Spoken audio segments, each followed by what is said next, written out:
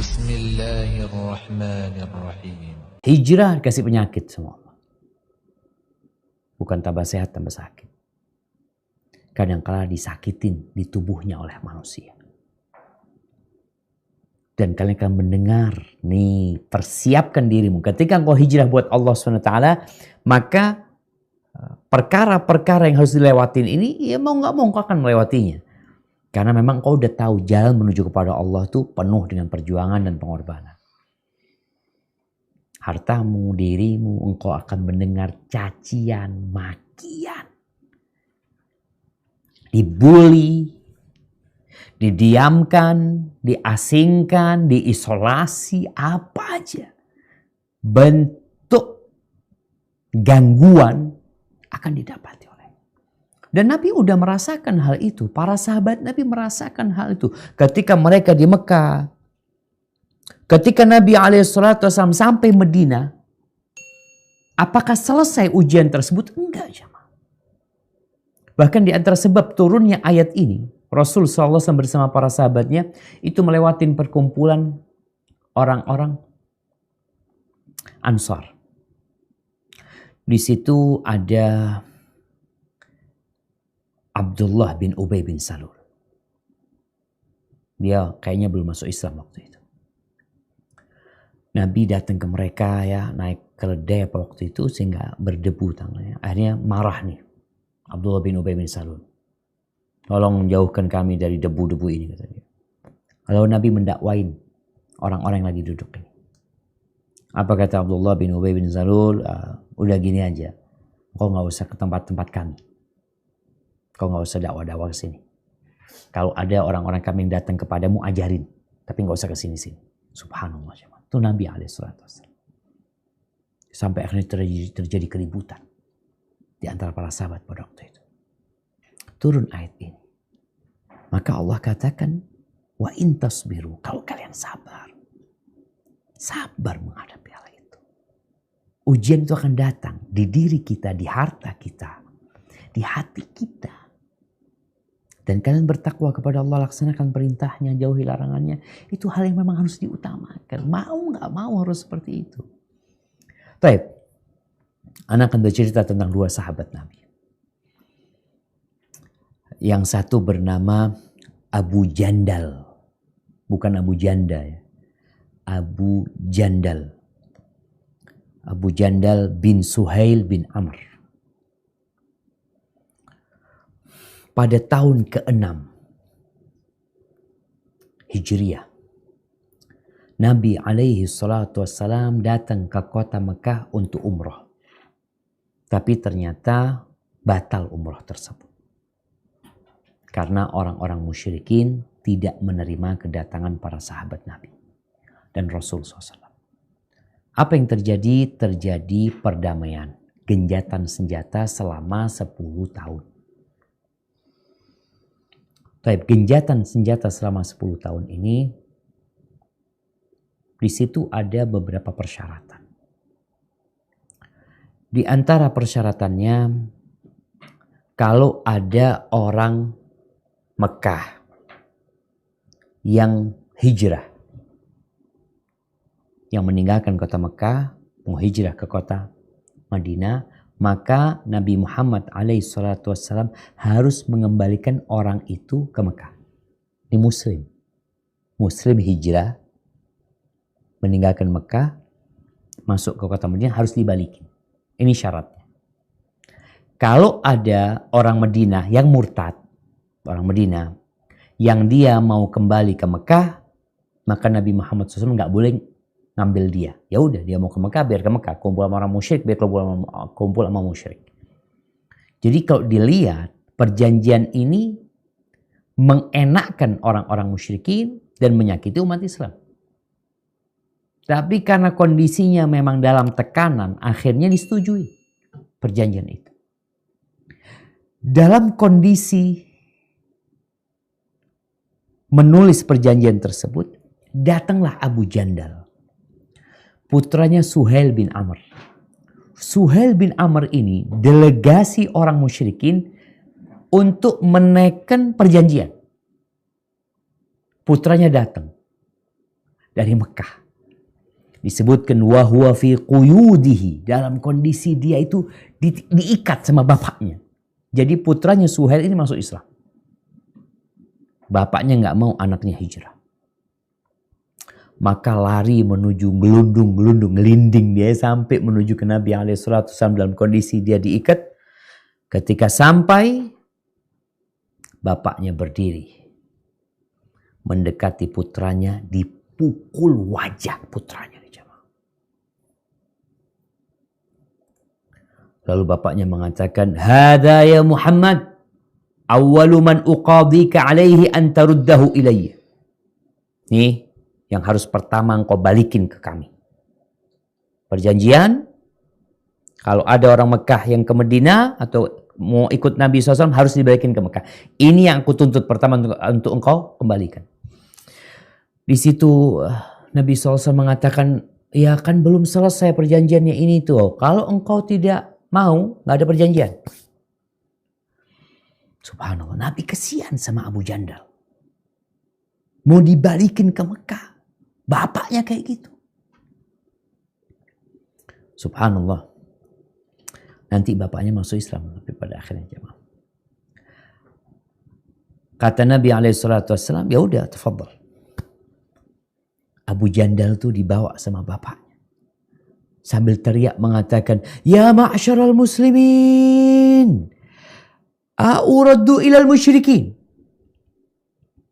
Apakah kalian mau balikin aku ke orang-orang musyrikin? Yaftinunani fi dini, yang mereka akan menfitnahku, akan mengacaukanku dalam agamaku. Bukan urusan dunia jemaah, urusan iman, urusan agama. Apa kata Nabi SAW? Inna aqadna bainana wa bainal qaum ahdan wa inna la nagdiru bihi. Wahai Abu Jandal, kita ini bikin perjanjian, nggak mungkin kita mengkhianati perjanjian itu. Ya Aba Jandal, isbir wahtasib. Wahai Abu Jandal, sabarlah engkau.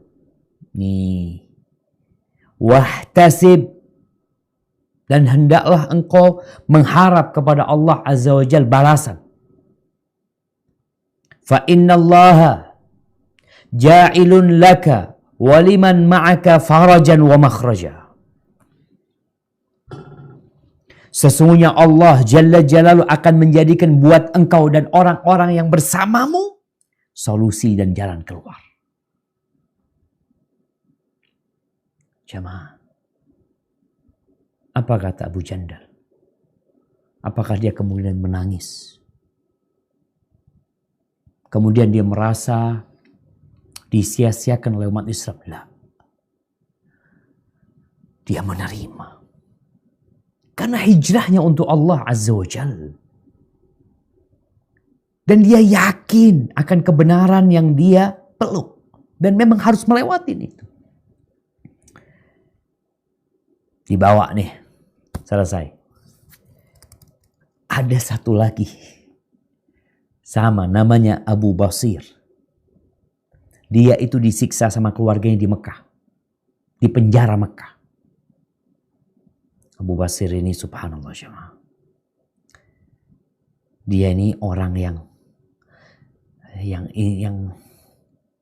yang pintar. Yang cerdas. Yang memiliki pandangan yang begitu luasnya. Nabi SAW pernah mengatakan tentang dia ini, wail ummi mis'aru harbin law kana lahu ahad.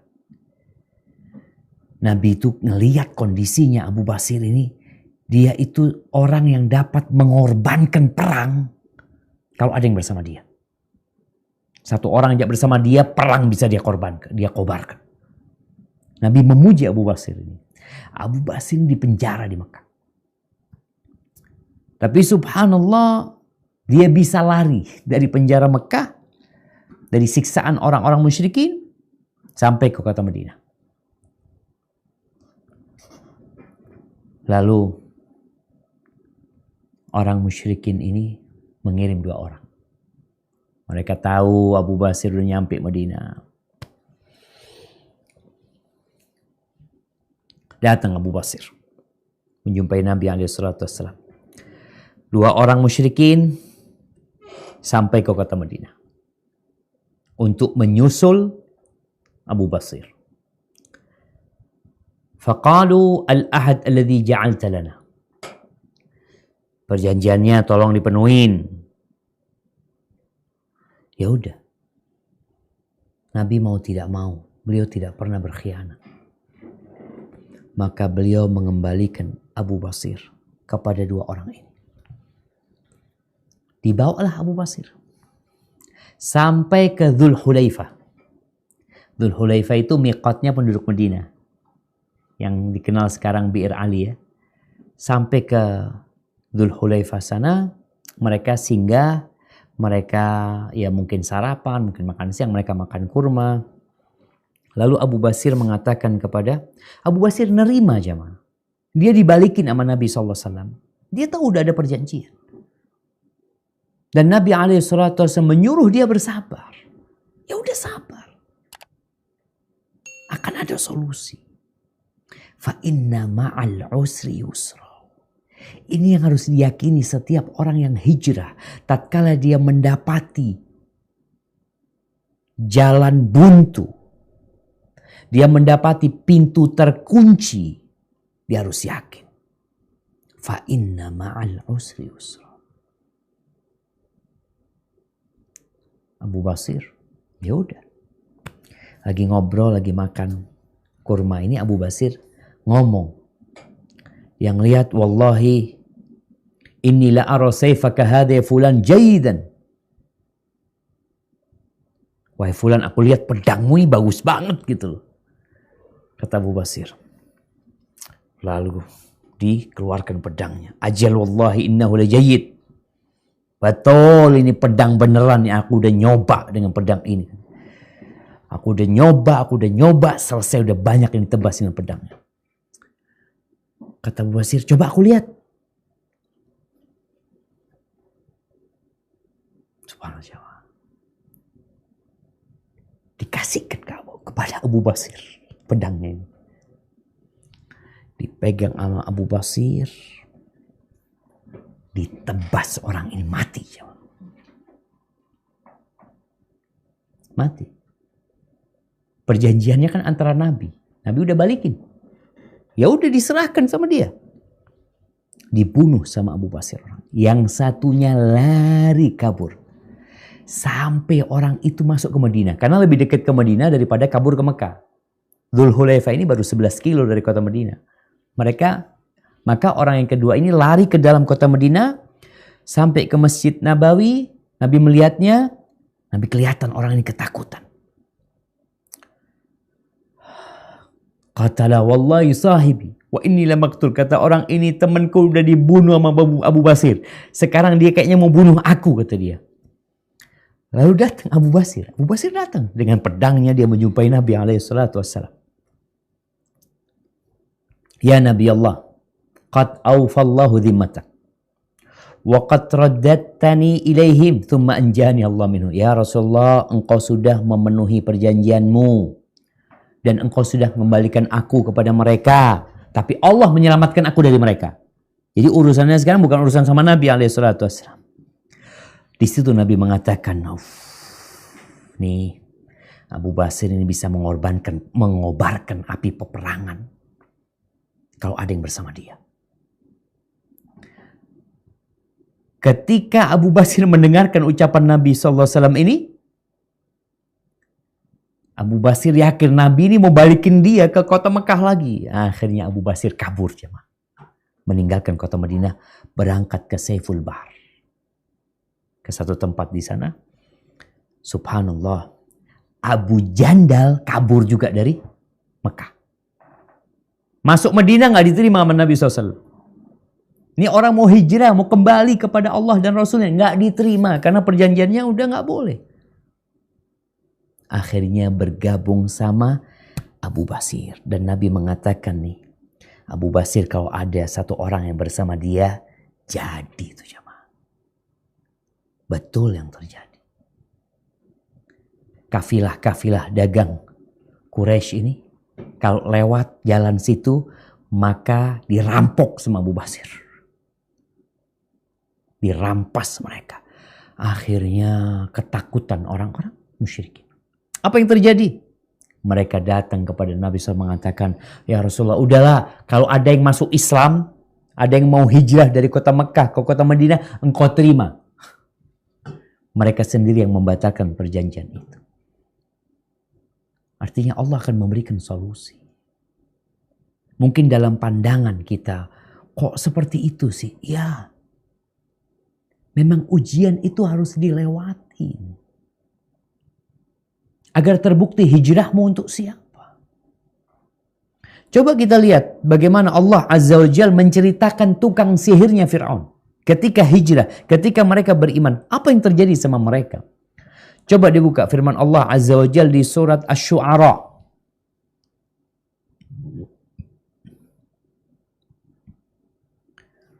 Di ayat 41 sampai 51. Di surah Asy-Syu'ara ayat 41 sampai 51. Naam, tafadhal. فلما جاء السحرة قالوا لفرعون أئن لنا لأجرا إن كنا نحن الغالبين قال نعم وإنكم إذا لمن المقربين قال لهم موسى ألقوا ما أنتم ملقون فألقوا حبالهم وعصيهم وقالوا بعزة فرعون إنا لنحن الغالبون فألقى موسى عصاه فإذا هي تلقف ما يأفكون فألقي السحرة ساجدين قالوا آمنا برب العالمين رب موسى وهارون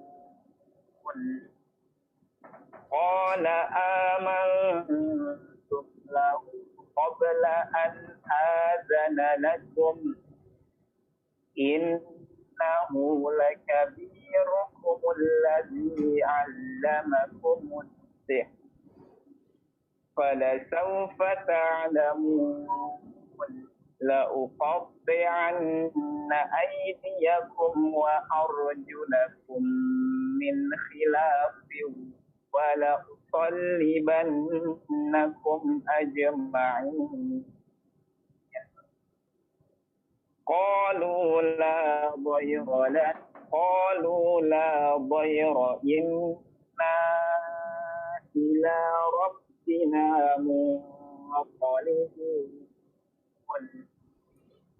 إنا نطمع أن يغفر لنا ربنا خطايانا أن كنا أول المؤمنين.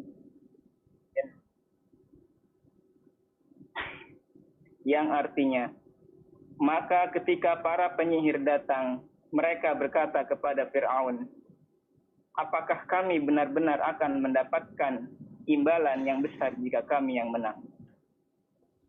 Dia Fir'aun menjawab, ya, dan bahkan kamu pasti akan mendapat kedudukan yang dekat denganku. Dia Musa berkata kepada mereka, lemparkanlah apa yang hendak kamu lemparkan. Lalu mereka melemparkan tali temali dan tongkat-tongkat mereka seraya berkata, demi kekuasaan Fir'aun, pasti kamilah yang akan menang. Dengan tukang-tukang sihir. Dalam waktu yang sangat dekat sekali. Pagi hari mereka mengumumkan kesyirikan mereka tatkala melemparkan sihir-sihirnya dengan mengatakan bi'izzati Fir'aun, dengan kehormatan Fir'aun. Lalu dia masuk Islam. Setelah masuk Islam, apakah kemudian hidup nyaman? Apakah mereka dapat menjalani kehidupan normal? La. Saat itu juga mereka dibantai, dicincang oleh Fir'aun.